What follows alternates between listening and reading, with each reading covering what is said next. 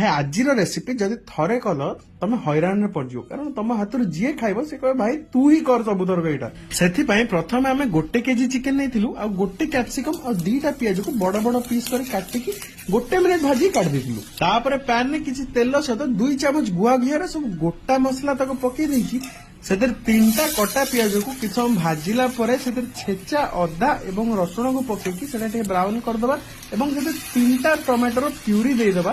ଆଉ ଟମାଟୋ ତେଲ ଛାଡିଦେଲେ ଚିକେନ ପକେଇଦବା ଏବଂ ଅଳ୍ପ ଲୁଣ ଦେଇକି ତାକୁ ଘୋଡେଇ ଘୋଡେଇ ଚିକେନର ପାଣି ବାହାରିବା ପର୍ଯ୍ୟନ୍ତ କଷିବା।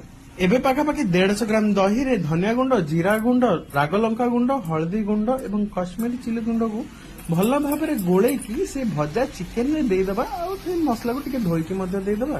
ଆଉ ତାକୁ ଘୋଡେଇ ଘୋଡେଇ ପାଖାପାଖି 15-20 ମିନିଟ୍ ହାଲକା ହାଲକା ତେଲ ବାହାରିବା ପର୍ଯ୍ୟନ୍ତ କଷିବା। ଏବେ ସେଥିରେ ଅଳ୍ପ ଟିକେ ପାଣି ଦେଇକି ଘୋଡେଇ ଘୋଡେଇ ଚିକେନ ସିଝିଲା ପରେ ସେଥିରେ ଲାଷ୍ଟ କସୁରୀ